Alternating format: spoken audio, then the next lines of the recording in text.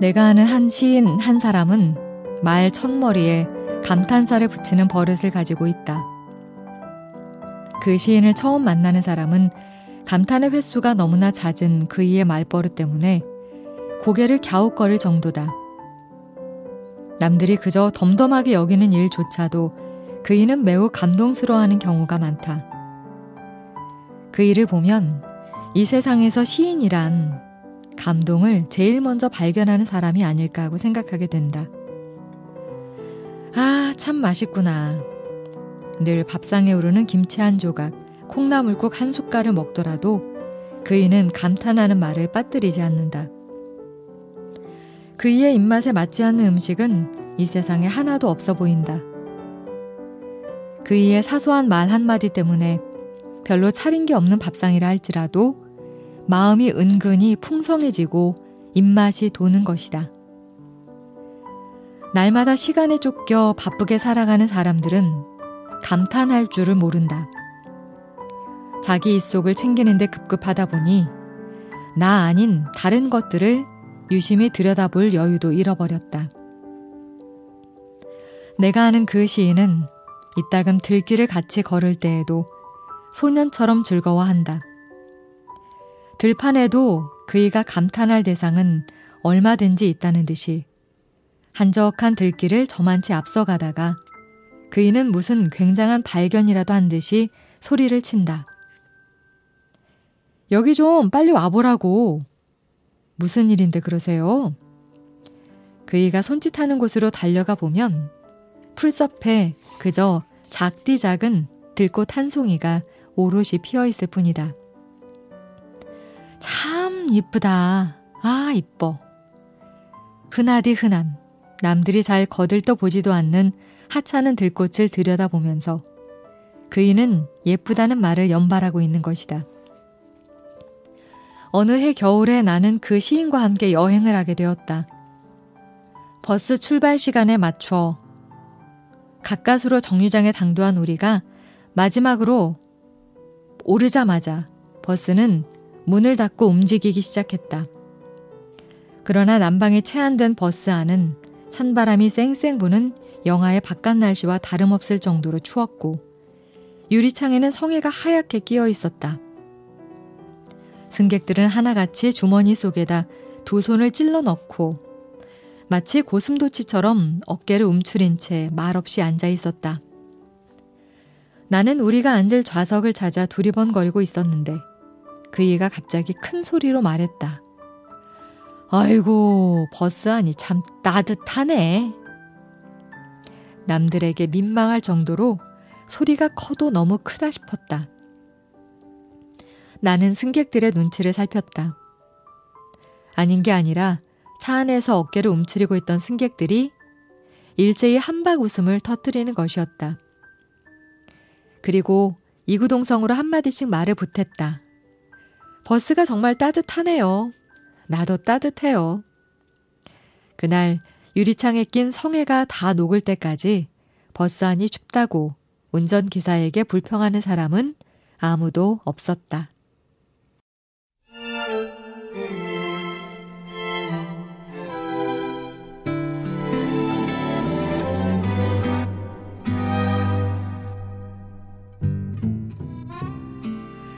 한 번은 책꽂이에 꽂혀있는 책 한 권을 빼서 보려고 하다가 무척 애를 먹은 적이 있다.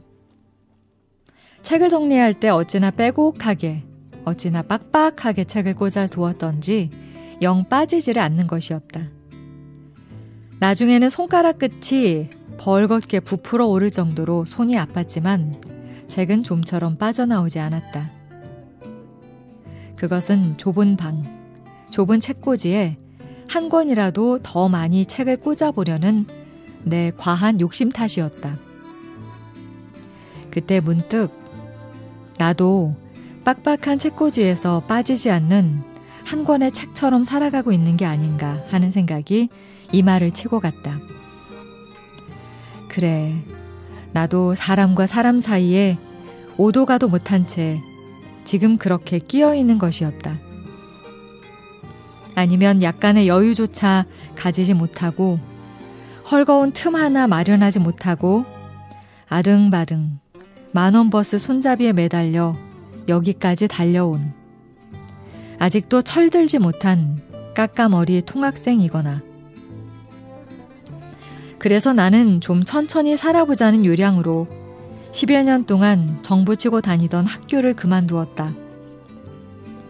글쓰기와 가르치기라는 두 개의 축에 의지해서 정신없이 달려온 내 삶을 느리게 가는 수레 위에 싣고 싶었다.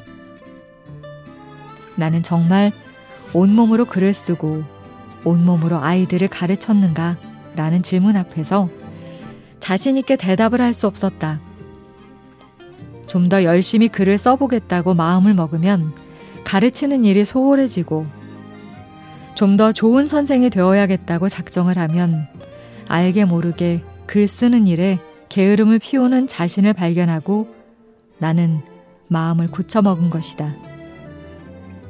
두 마리의 토끼를 헐레벌떡 쫓다가 그 두 마리를 다 놓쳐서는 안 되겠다고. 그리고 무엇보다도 나를 괴롭힌 것은 살아갈수록 외로워할 시간이 줄어든다는 것이었다. 나는 잃어버린 나의 외로움을 찾는 길을 택하고 싶었다. 내가 몸에 꼭 죄는 바지를 싫어하는 것도 비슷한 이유에서다. 더러 그런 바지를 즐겨 입는 사람을 보면 안쓰럽기까지 하다. 헐렁헐렁한 바지가 입고 다니기에도 여유롭고 벗을 때도 편하지 않겠는가? 외로움은 좀 헐렁헐렁할 때 생기는 게 아니겠는가?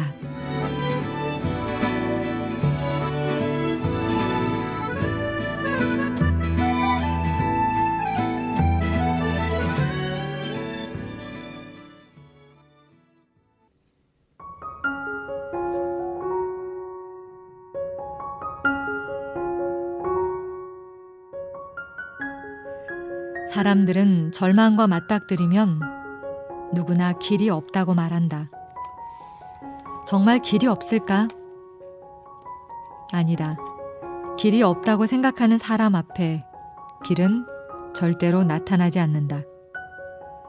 반드시 길이 있을 거라고 믿는 사람 앞에만 없던 길도 생기는 법이다. 벽은 높고 두텁고 강하고 오만한 것처럼 보이지만 이 세상 어떤 벽도 하늘 위까지 막혀있진 않다. 이 세상에 넘지 못할 벽은 없다. 아니, 오히려 뛰어오르라고, 도전하라고 벽은 높이 솟아있는 것이다. 정말 중요한 것은 눈에 보이지 않는다. 눈에 보이지 않는다고 해서 그 중요성이 작아지지는 않는다. 꿈이 하나 있다. 도시의 아파트처럼 높고 빛나는 시가 아니라 겉으로 보기에는 낡았으나 오래도록 풍상을 겪고 나서도 의연한 흙집 같은 시를 쓰고 싶다. 그런 꿈을 꾼다.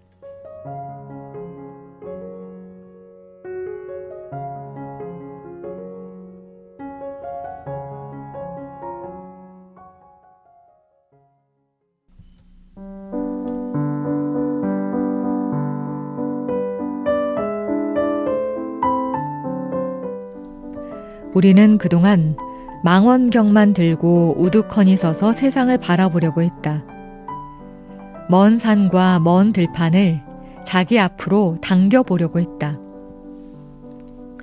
세상을 일방적으로 당기려고 하지만 말고 우리가 세상 속으로 한번 걸어 들어가 보는 건 어떨까?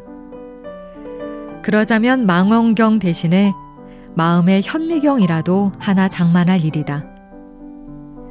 그러고는 허리를 낮출 일이다. 보이지 않던 것들이 보일지도 모른다. 들리지 않던 것들이 들릴지도 모른다. 느껴지지 않던 것들이 느껴질지도 모른다. 이제 산이나 들판으로 소풍을 나가려거든 불을 피워 땀을 뻘뻘 흘리며 삼겹살 구워 먹겠다는 욕심일랑 좀 덜어내고 눈여겨보지 않았던 들꽃들의 얼굴을 하나하나 살펴볼 일이다. 그 들꽃들이 저마다 왼쪽 가슴에 달고 있는 이름표를 찾아볼 일이다. 이름을 알고 나면 함부로 대하지 못한다. 우리의 입은 예쁜 꽃에다 침을 뱉지 않는다. 우리의 손은 연약한 꽃대를 꺾지 않는다. 우리의 귀는 풀잎 하나가 흔들리는 소리도 듣는다.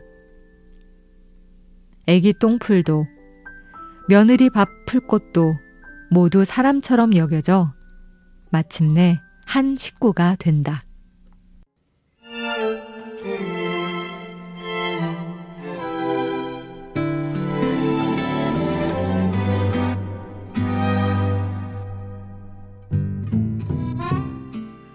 철길은 왜 둘인가? 길은 혼자서 가는 게 아니라는 뜻이다. 멀고 험한 길일수록 둘이서 함께 가야 한다는 뜻이다. 철길은 왜 나란히 가는가?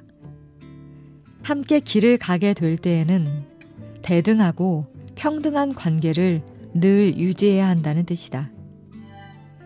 토닥토닥 다투지 말고 어느 한쪽으로 기울지 말고 높낮이를 따지지 말고 가라는 뜻이다.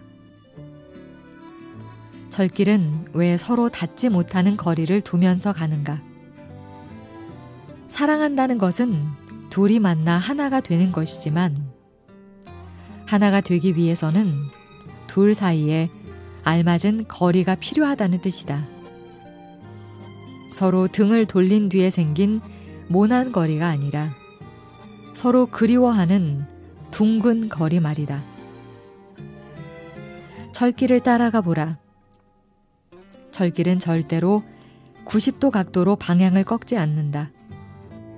앞과 뒤, 왼쪽과 오른쪽을 다 둘러본 뒤에 천천히, 둥글게, 커다랗게 원을 그리며 커브를 돈다. 이 세상의 모든 사랑도 그렇게 철길을 닮아간다.